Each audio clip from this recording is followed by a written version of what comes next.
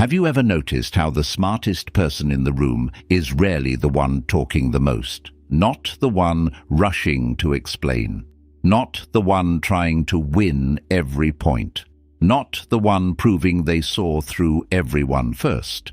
The real advantage usually belongs to the person who stays quiet long enough to see what everyone else keeps revealing. That is the part people miss. They think intelligence has to look visible. Quick answers, sharp arguments, perfect comebacks. But very often, the moment you feel the urge to prove how aware you are, you have already started giving away something valuable. Your state, your intention, your weakness, your impatience. Stoic philosophy teaches something much sharper than that. Real intelligence is not loud, it is controlled. It knows how to wait, it knows how to watch. It knows how to let another person keep talking until the truth starts slipping out on its own. It understands that awareness becomes stronger when impulse becomes quieter. And that changes everything, because the less you react, the more you notice. The less you explain, the more people expose themselves. The less you try to control the room, the easier it becomes to understand what is actually happening inside it. That is where strategy begins, not in force, not in performance, in observation, timing, and self-command. So this episode is not about tricks. It is about a different kind of power. The kind that comes when your mind is calm enough to read what others miss, your silence is strong enough not to beg for approval, and your timing is disciplined enough to act only when acting actually matters. And the first lesson begins here. 1. Speak less, observe more.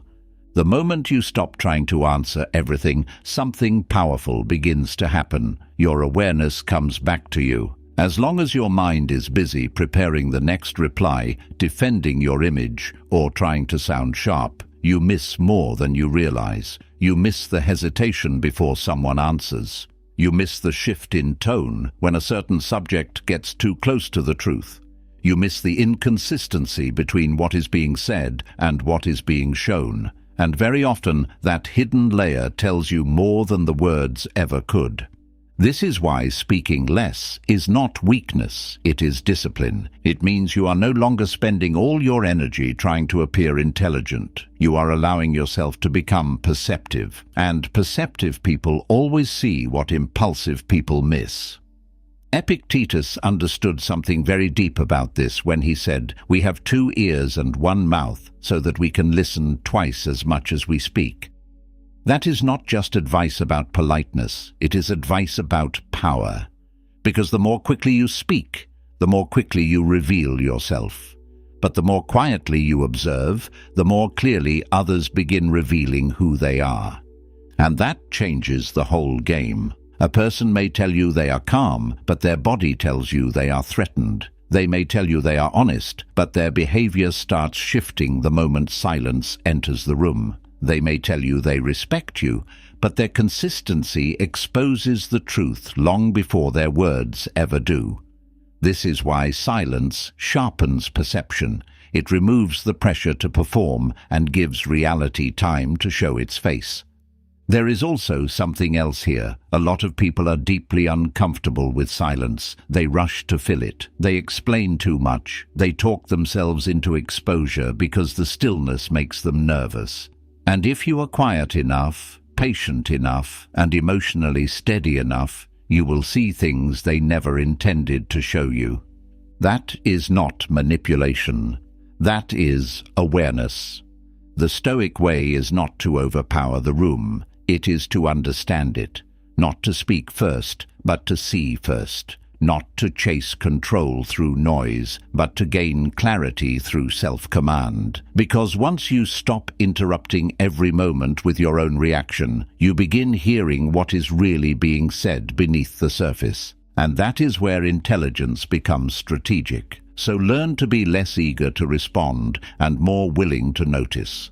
Let other people rush if they want to. Let them reveal their patterns. Let them show you where they are real, where they are insecure, where they are consistent, and where they are only trying to manage an image. Because the quieter your ego becomes, the sharper your perception grows. And once you truly learn how to observe without rushing to speak, you will stop needing to prove how aware you are. People will reveal enough on their own, and you will begin moving through the world with a calmer, deeper kind of intelligence that does not need noise to be powerful. 2. Control your reactions, not the situation. A lot of energy gets wasted trying to control the outside, trying to control how someone speaks to you, how quickly they answer, how they interpret you, how they behave, how the moment unfolds. But the harder you try to force the outside world into obedience, the more unstable you usually become inside. And once that instability appears, your advantage starts slipping away. This is why the Stoic move is different. You stop trying to control every situation, and you start controlling the only thing that decides whether the situation owns you or not, your reaction. That is where real power begins. Because the truth is, people often expect emotion from you. They expect the quick reply, the offended expression, the defensive explanation, the visible frustration. They expect your ego to step forward. They expect your nervous system to become readable, and the moment that happens, they learn something valuable about you. They learn where to press. They learn what shakes you. They learn how to move you without ever having to touch you directly. But when you stay calm, the whole pattern breaks. Now they cannot read you so easily. Now the moment does not unfold the way they expected. Now they lose the easy access they were counting on. Marcus Aurelius said, "You have power over your mind, not outside events. Realize this, and you will find strength." That line carries more depth than it seems. He is not just telling you to be calm for moral reasons. He is showing you where control actually lives. Not in the behavior of others, not in perfect conditions, in your inner government. And once that becomes real to you, your presence changes. You stop looking like someone who can be easily steered by tone, pressure, guilt, or provocation. You stop becoming emotionally available to every shift in the room. You begin holding your center even when the situation itself stays messy. That matters more than people think, because the person who reacts emotionally usually believes they are taking power back. But often they are doing the opposite. They are revealing state, losing timing, and giving the other person a clearer map of their inner world. Calm does not do that. Calm preserves your range. It protects your judgment. It lets you choose instead of discharge. And that choice is everything. Sometimes the strongest move is not solving the whole situation immediately. Sometimes it is refusing to let the situation rearrange you before you have even understood it clearly. That pause, that discipline, that refusal to obey the first emotional wave is what keeps you strategic. So the next time something tries to provoke you, do not ask first, "How do I control this?" Ask, "Can I control myself inside this?" That question will take you much further, because once you master your reactions, something powerful happens. You stop being easy to read, easy to bait, easy to rush, easy to manipulate, and when that becomes true, you no longer need to overpower the situation. Your calm becomes the power in it. 3. Let others reveal themselves. One of the biggest mistakes you can make with people is rushing to uncover them.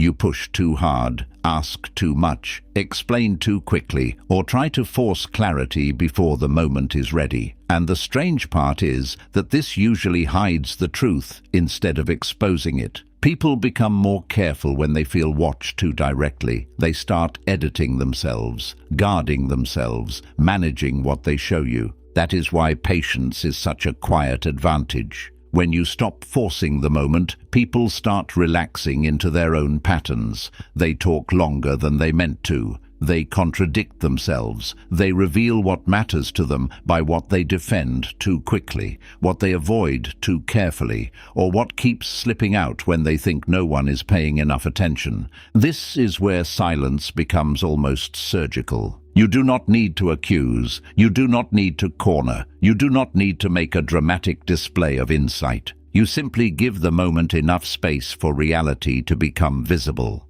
Seneca once wrote, "A person should be allowed to reveal themselves by their own actions." That idea matters here because people often tell on themselves much more honestly through repetition than through confession.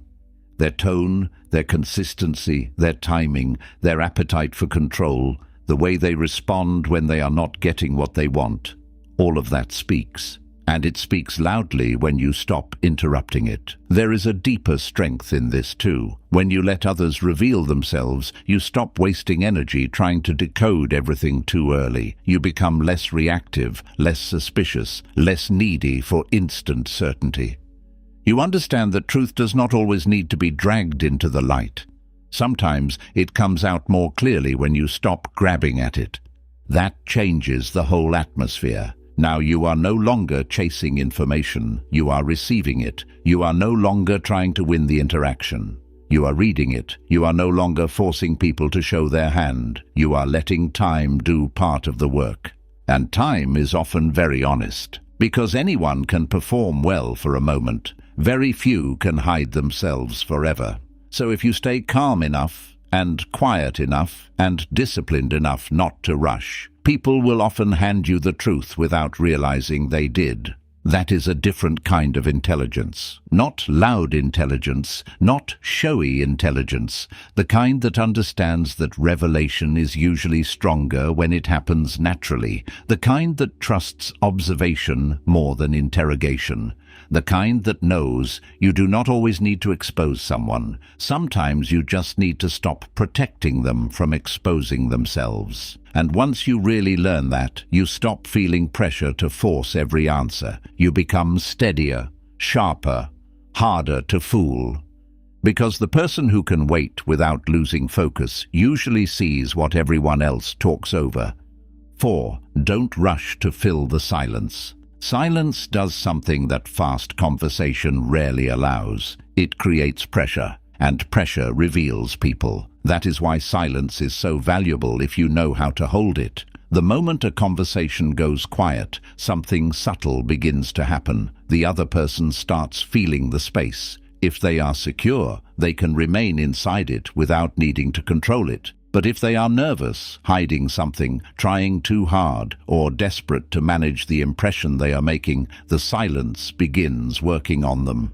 It unsettles them. And very often, that is when they start saying more than they planned to say. This is why rushing to fill every pause costs you so much. The second you hurry to rescue the silence, you take the pressure off them and place it back on yourself. Now you are the one supplying words, supplying comfort, supplying movement. You are the one revealing your pace, your need to smooth things over, your discomfort with uncertainty. Meanwhile, the other person gets to relax inside the space you just saved them from. That is a bad trade, because silence is not empty, it is active. It gives you time to think. It gives the other person time to reveal their relationship to tension. It gives the truth room to rise instead of being buried under reflex. There is a reason calm people often seem harder to read. They do not panic when the moment becomes quiet. They do not treat stillness like danger.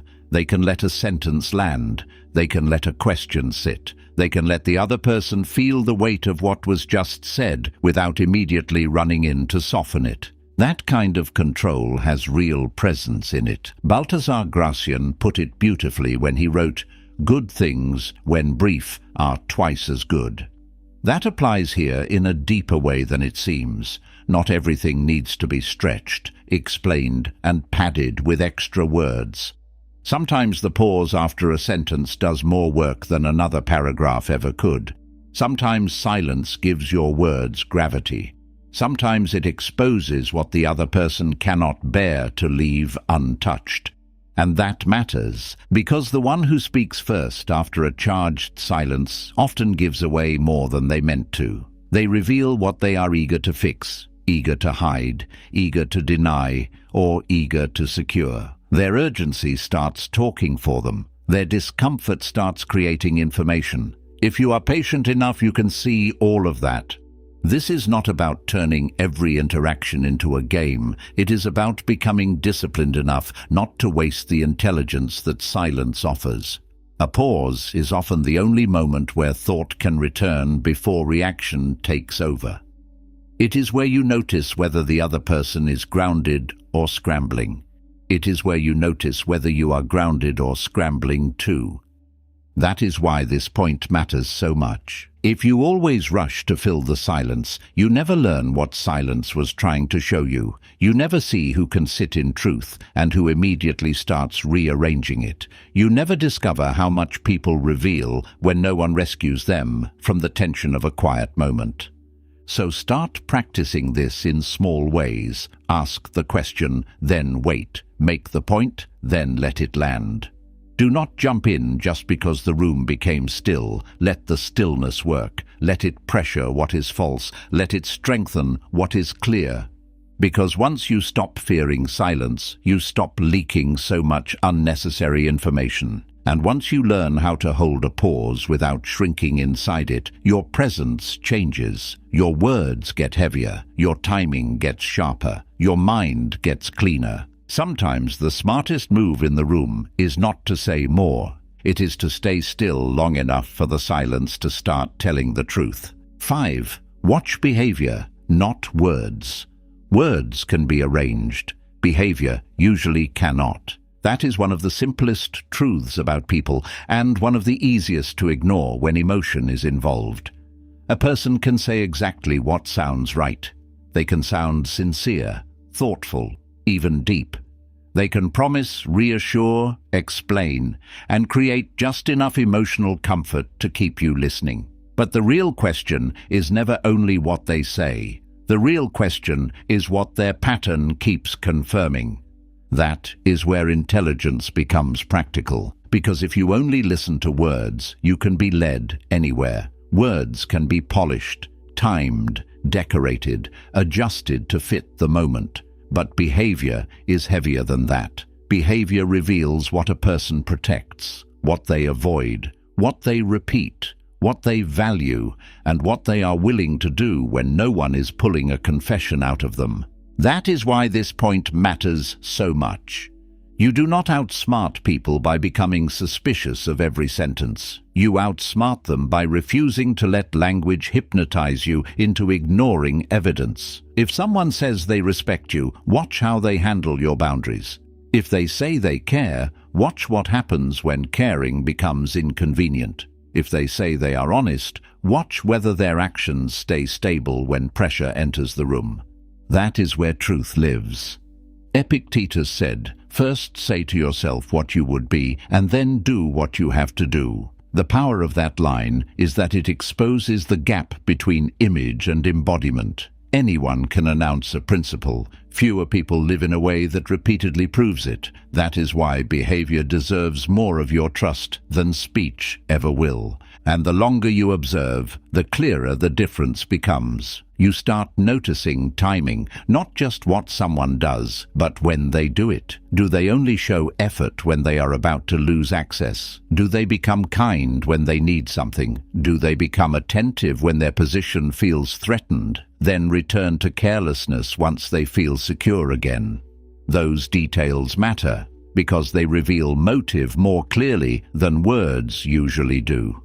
You also begin noticing consistency, which is even more revealing. A single good moment means very little on its own. A single apology means very little on its own. A single promise means very little on its own. What matters is the pattern.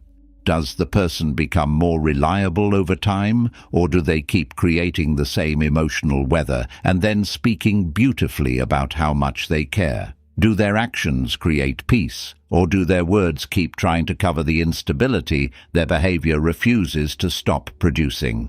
That is the difference you want to get good at seeing, because once you learn to read behavior, you stop being so easy to confuse. You stop falling for emotional language that has no structure beneath it. You stop making decisions based on potential alone. You start seeing what is actually being lived in front of you, and that kind of clarity protects you. It protects your time because you stop investing deeply in people whose behavior keeps contradicting what they say. It protects your peace because you stop trying to make sense of contradictions that were already clear enough if you had only trusted the evidence. And it protects your standards, because now you are no longer giving your loyalty to promises that never mature into form. There is also something deeply calming about this shift. When you stop overvaluing words, the whole interaction becomes quieter inside you. You stop getting pulled so hard by speeches, excuses, or temporary emotional performances.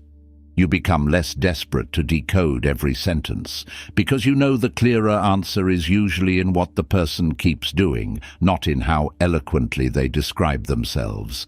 That changes your whole presence. Now you are not easy to impress with talk, not easy to calm with promises, not easy to distract from what is plainly unfolding. You become steadier because you are no longer trying to build certainty from language alone. You are letting reality speak through repetition. And reality is usually blunt. So this point is worth practicing with real seriousness. Listen, yes, hear people fully, but do not let words outrank evidence. Let actions carry the heavier vote. Let consistency tell you what sincerity could not prove by speech alone. Let patterns finish the sentence that promises began, because the moment you stop being persuaded by words that behavior keeps denying, you become much harder to fool. And once that happens, your intelligence stops being theoretical. It becomes protective, it becomes strategic, it becomes the kind of quiet strength that sees clearly, trusts slowly, and no longer needs pretty language to tell it what truth already has.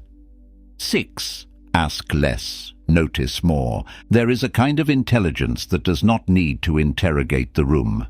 It does not rush to ask 10 direct questions, press for instant clarity, or force people into revealing themselves before they are ready. It understands something quieter and far more useful. People are constantly showing you who they are, not always in the answers they give, but in the details they cannot fully manage. What they avoid, what they delay, what they soften, what they light up around, what they never address unless pushed. All of that speaks. That is why this point matters so much.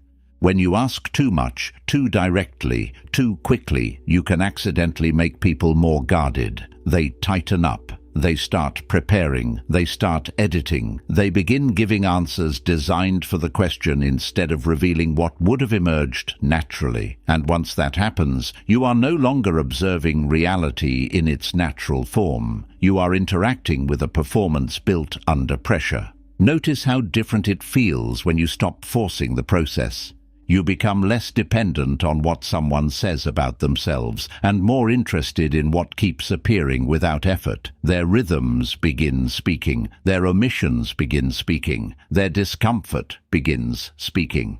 Even their attempts to look composed begin speaking.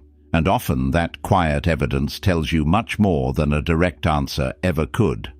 Sun Tzu captured the spirit of this when he wrote, "If you know the enemy and know yourself, you need not fear the result of 100 battles." That idea is larger than conflict. It is about perception, about not walking blindly into people or situations just because words sounded convincing, about learning to understand what is present before you decide how to move. And presence is full of information if you know how to read it. A person may not openly admit what they fear, but their timing reveals it. They may not confess what matters most to them, but their defensiveness will circle around it every time. They may never directly say where their loyalty ends, but their consistency eventually will. They may try to control the story, but what they refuse to mention can become louder than everything they carefully included.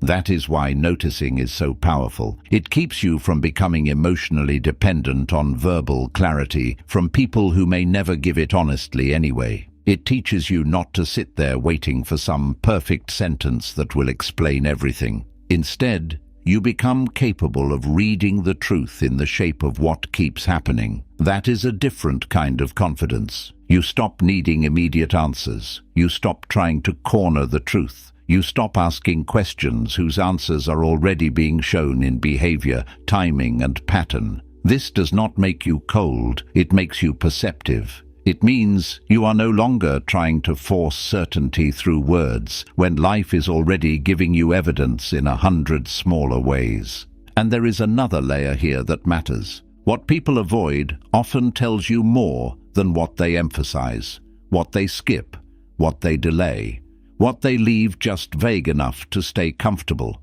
what they answer around instead of answering directly. Those absences are not empty, they are signals, and once you become quiet enough to notice them, the whole interaction starts opening in a different way. Now you are not just listening to content, you are reading structure. You are noticing what is present, what is missing, and what that combination is trying to tell you. That makes you harder to mislead, because manipulation often relies on one thing: your willingness to accept the spoken layer as the full story. But once you begin noticing more than you ask, that layer loses some of its power. You become less hypnotized by polished answers, less impressed by quick explanations, less likely to ignore what is obvious simply because the wording was elegant. So this point is not telling you to never ask questions. It is telling you not to lean on questions as your main source of truth. Ask when it is useful. Ask when it serves clarity. But do not become blind to the information already present just because no one packaged it neatly for you. Sometimes the truest answer in the room is not spoken directly. It is revealed through avoidance, through inconsistency, through ease, through tension, through what appears when nobody is forcing it. And once you learn how to notice that, your intelligence becomes much calmer and much sharper. You stop chasing information. You start receiving it. That is when people become easier to read without you having to say very much at all. 7. Stay emotionally unavailable to manipulation. A large part of manipulation only works because it finds an open emotional door. Sometimes that door is guilt. Sometimes it is the fear of disappointing someone. Sometimes it is the need to explain yourself, to be seen as kind, to avoid tension, or to prove that you are not the bad person in the room. A manipulative person does not always need force. Very often, they only need access to one emotional weakness they know how to touch at the right moment. That is why emotional self-command matters so much. If guilt can instantly move you, you can be steered. If pressure can rush you, you can be steered. If provocation can make you defend yourself before you have even understood the moment clearly, you can be steered. The outside action may look small, but once it changes your state, it starts changing your judgment too. And the moment judgment is disturbed, control begins slipping away from you. This is exactly why Stoicism places so much emphasis on inner freedom.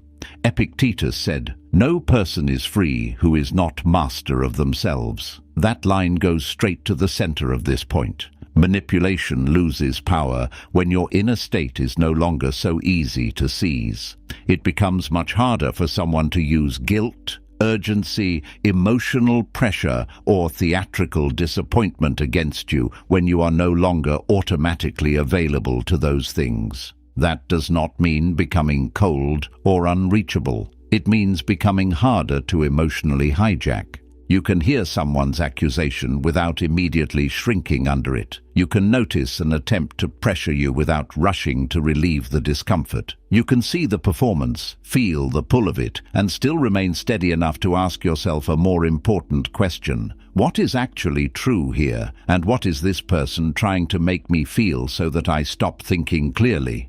That question protects a lot, because manipulation usually becomes weaker the moment it is seen. It relies on emotional speed. It wants you to react before you reflect, to soften before you evaluate, to explain before you examine whether any explanation is even owed. Once you slow that process down, the whole dynamic changes. The pressure may still be there, but it no longer has immediate command over you. This is where emotional unavailability becomes a strength. Not the unhealthy kind that closes the heart, but the disciplined kind that refuses to hand over decision-making power just because someone managed to create discomfort. You stop treating every emotional cue from others as if it deserves instant obedience. You let the feeling arrive, but you do not let it choose for you. That shift can be life-changing. It changes how you handle guilt. It changes how you handle intimidation. It changes how you handle charm, flattery, urgency, and even pity when pity is being used to get around your clarity. You become less easy to rush and much harder to control because the old shortcuts into your nervous system no longer work the same way. And that is the deeper point here. Outsmarting people is not always about having better arguments. Often it is about not becoming emotionally available to the tactics that are meant to pull you out of yourself in the first place.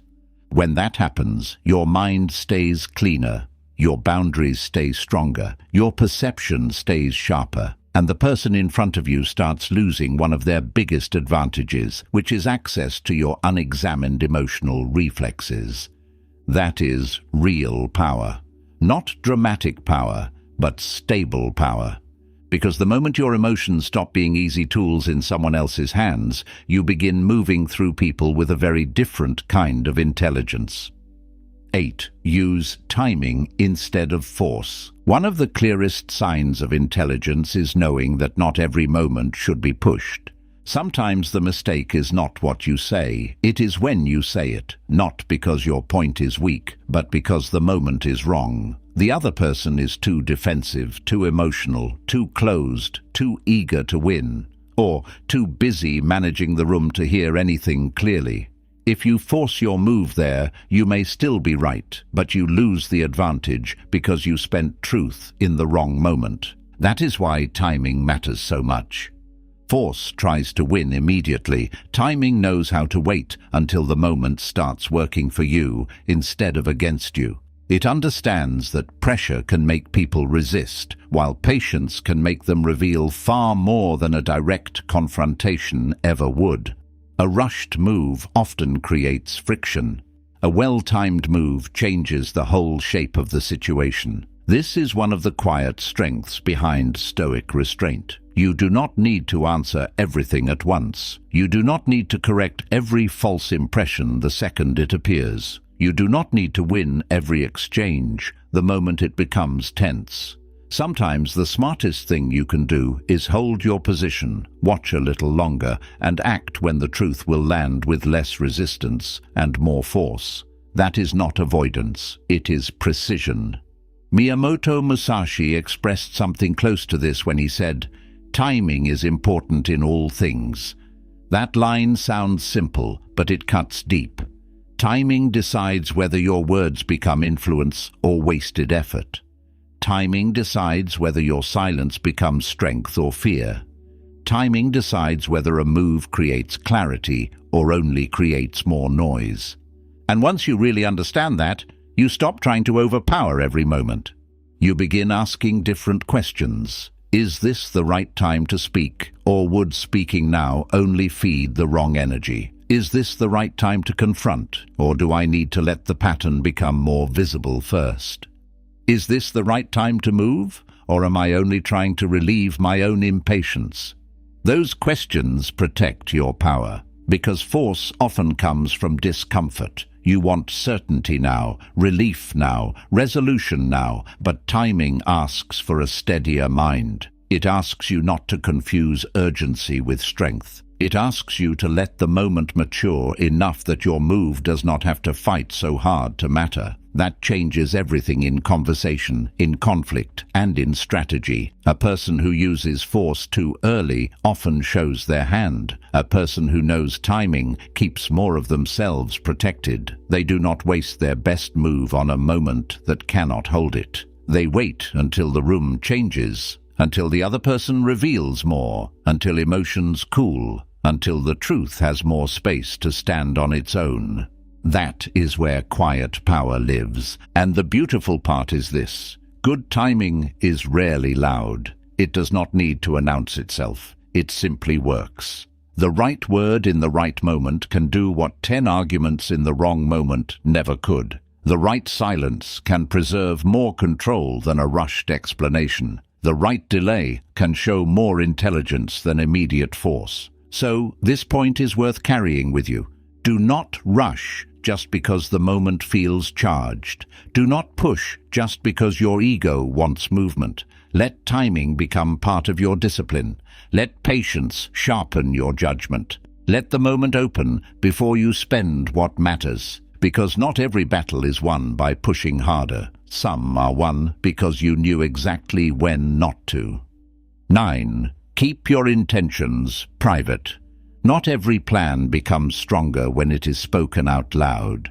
Sometimes the moment you reveal too much too early, something changes. The energy scatters. The clarity weakens. Other people's opinions start entering a process that was still trying to form its own shape. What was clean inside you becomes crowded by reaction, comparison, envy, doubt, or interference. That is why privacy has power. Keeping your intentions private is not about becoming secretive for the sake of image. It is about protecting what is still growing. A plan is often strongest when it is being built, not announced. The less unnecessary access people have to your direction, the harder it becomes for them to distract it, compete with it, or quietly influence it before it has real momentum. This matters because not everyone receives your plans with clean energy. Some people become curious for the wrong reasons. Some compare. Some project their own limits onto you. Some encourage you in words, then subtly shift the atmosphere around you with doubt, jokes, questions, or pressure. And sometimes it is not even malicious. It is just noise. But noise is enough to weaken a thing that still needed silence to become strong. That is why disciplined people often move more quietly than others expect. They understand that talking can create the illusion of progress. You say what you're going to do, and for a moment the mind feels relieved, as if the work has already begun. But speech can become a substitute for execution if you're not careful. It gives you the emotional reward before the structure exists. Then the urgency softens, and the plan loses force before it has taken its first real shape. Seneca warned against unnecessary display in more than one way, and one of his deepest lessons was that substance matters more than appearance. That applies here beautifully. Your intention does not become more real because more people know it. It becomes more real because you keep building it when nobody is watching. There is a quiet dignity in that. You stop needing witnesses for every becoming. You stop turning every private discipline into public material. You let the work stay close to your chest until it has enough strength to stand on its own. That changes the quality of your effort. It becomes less performative and more exact, less emotional and more strategic. And there is another advantage too. When your intentions stay private, you become harder to interfere with. People cannot compete with a path they do not fully see. They cannot sabotage a timeline they do not know. They cannot easily step into the emotional architecture of a plan that has not been handed to them in pieces. That is not paranoia. It is protection. Some parts of your life need sunlight. Others need roots first. If you expose everything too early, you make yourself vulnerable to unnecessary influence before the thing has learned how to carry its own weight. Privacy gives growth a chance to become stable before the world begins pressing on it. So this point is not about hiding who you are. It is about becoming wise enough to know that not every intention deserves immediate exposure. Some things grow better in silence. Some goals move better without applause. Some plans become real only when they are protected long enough to stop needing approval in order to survive. And once you learn that, you stop feeling pressure to announce every move. You build, you deepen, you let the results speak later. That is a different kind of intelligence, quiet, disciplined, and much harder for the world to disturb. 10. Walk away instead of explaining. There comes a moment when explaining stops being communication and starts becoming surrender. You say your point clearly, but the other person is not there to understand. They are there to pull you into a cycle, a debate that never ends, a defense you never should have owed, a back and forth that slowly drains your clarity while making them feel more and more in control of the emotional tempo. That is the moment to notice, because not every conversation deserves completion. Not every misunderstanding deserves repair. Not every person deserves access to your reasoning just because they keep demanding it. Sometimes the strongest move is not giving a better explanation. It is leaving the conversation before your dignity gets turned into material for someone else's game. That can feel uncomfortable at first, especially if a part of you still believes that if you just explain it one more time, calmly enough, intelligently enough, compassionately enough, the truth will finally land. But when a person is committed to distortion, your explanation does not create clarity. It creates more room for them to argue, twist, delay, and keep you emotionally engaged. This is why walking away has power in it. It does not always mean physically leaving the room, though sometimes it does. It means stepping out of the pattern, refusing the invitation to over-defend yourself, refusing to keep feeding a conversation that is no longer honest, refusing to hand your mind over to someone who only knows how to use your sincerity as a doorway into more confusion. Marcus Aurelius carried a hard wisdom that fits here well. The best revenge is not to be like your enemy. There is something sharp inside that line. It reminds you that you do not have to descend into every low-energy exchange just because it opened in front of you. You do not have to become reactive, defensive, or endlessly explanatory just because someone else is determined to keep the moment noisy. Walking away protects more than your time. It protects your frame. The longer you stay inside a bad faith conversation, the more likely you are to start reacting instead of choosing. Your tone shifts. Your patience thins. Your words begin serving emotion instead of precision. That is when you start losing the advantage, because now you are no longer holding your ground. You are trying to survive someone else's pace. Walking away breaks that. It says, without needing a speech, this will not continue through me. It says, I see what this has become, and I will not help it grow. It says, my self-respect does not require your agreement in order to remain intact. That is not weakness. That is command. And the beautiful part is that walking away often says more than another paragraph ever could. It reveals that you are no longer available for circular conflict. It shows that your calm is not cheap, and that your attention is not something anyone can keep pulling from just because they refuse to understand what was already clear enough. This point matters deeply because explanation can become addictive in its own way. You start believing that being understood is necessary for peace, but it is not. Peace often begins when you stop demanding understanding from people who have already shown you they are more invested in control than in truth. That realization changes the whole interaction. Now you are not trapped trying to win the final word. You are no longer staying just to prove that you are right, reasonable, or good. You understand that some conversations do not end with resolution. They end with you choosing not to keep bleeding your clarity into them. That is strength of a very rare kind. So learn to recognize the moment when the explanation is no longer helping, the moment when the discussion has stopped being sincere, the moment when staying begins costing more than leaving. Honor that moment. Because sometimes the smartest thing you can say is nothing more. Sometimes the strongest proof of control is not what you explain. It is what you quietly refuse to keep participating in. 11. Let silence become your strategy. Silence becomes powerful the moment you stop treating it like absence. A lot of people still read silence in the most superficial way. They think silence means weakness, uncertainty, or lack of confidence. But silence can do something speech often cannot. It can protect your mind while the room keeps revealing itself. It can slow the moment down enough for you to think clearly. It can keep you from spending energy where nothing valuable can be gained. And just as importantly, it can stop you from exposing your position before the timing is right. That is why silence is not just restraint, it is strategy. When you stop reacting immediately, your perception changes. You begin hearing what is underneath the words. You notice who needs constant noise in order to feel in control. You notice who becomes uncomfortable when no one rushes to reassure them.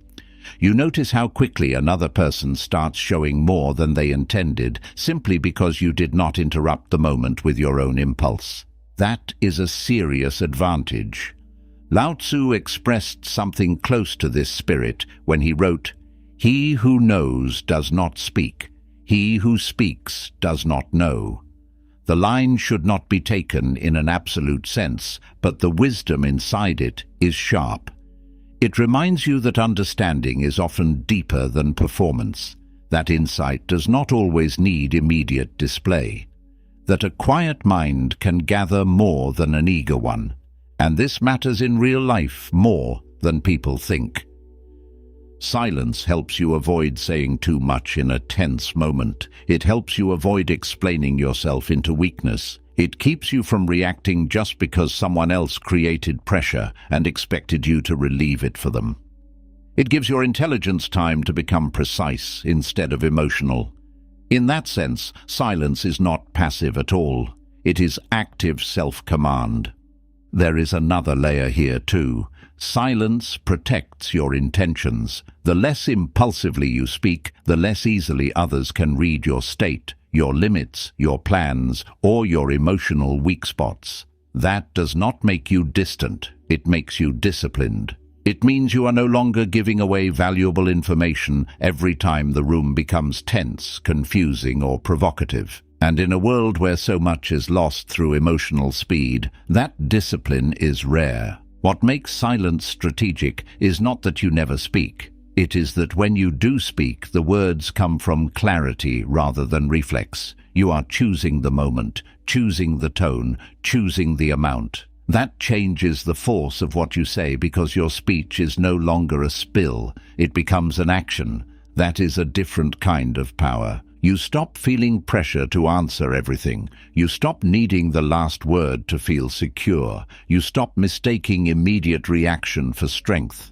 Instead, you begin moving with more intention. You let silence think with you. You let it protect your timing. You let it expose what noise would have hidden. And over time, it stops feeling uncomfortable. It starts feeling like one of the cleanest forms of control you have. So this final point is not asking you to disappear into quietness. It is asking you to stop wasting silence. Let it sharpen your perception. Let it guard your energy. Let it help you see before you speak and understand before you move. Because once silence becomes part of your strategy, you stop entering every moment as someone who must respond. You begin entering as someone who can read, wait, choose, and act with precision. And that kind of person is very hard to outmaneuver. So this is what all of this really comes down to. Outsmarting people is not about becoming louder, colder, or more theatrical. It is not about winning every exchange, having the sharpest comeback, or proving that you can see through everyone in the room. In fact, the more you need to prove it, the more of your advantage usually slips away. The deeper strength works differently. It comes from saying less when saying less lets you see more. It comes from controlling your reactions so your judgment stays clean. It comes from letting people reveal their own patterns instead of rushing to expose them. It comes from protecting your intentions, respecting timing, and refusing to hand your mind over to pressure, guilt, noise, or provocation. That is what makes a person difficult to read and difficult to manipulate. Not mystery for the sake of image, not silence for the sake of looking powerful, real self-command. Because once your mind stops rushing to answer everything, a different kind of intelligence begins to appear. You notice more, you trust words less and patterns more. You stop wasting energy trying to control every room and start learning how to understand the room before you move inside it. And that changes the quality of every decision you make. This is why Stoicism matters here. It teaches that the smartest move is often not the fastest one. The strongest person is often not the loudest one. The real advantage belongs to the one who can remain clear while others become impulsive, who can remain observant while others keep revealing themselves, and who can remain inwardly steady while the moment keeps trying to pull them into reaction. That kind of presence is rare, and once you build it, people feel it. They may not always know how to name it, but they feel that you are not easy to rush, not easy to bait, and not easy to move away from yourself. Your silence has more meaning. Your words carry more weight. Your choices become harder to interfere with because they come from a mind that does not spill itself everywhere. So maybe that is the real lesson in all of this. You do not need to overpower people to outsmart them. You need to outgrow the impulse that keeps making you too easy to read. You need to become calm enough to observe, disciplined enough to wait, and clear enough to trust what reality is already showing you. Because the moment you stop reacting to every opening, stop explaining every thought, and stop exposing your mind to every passing pressure, something important begins to happen. You stop giving your power away in small, careless ways. And from there, your intelligence stops being something you talk about. It becomes something people feel,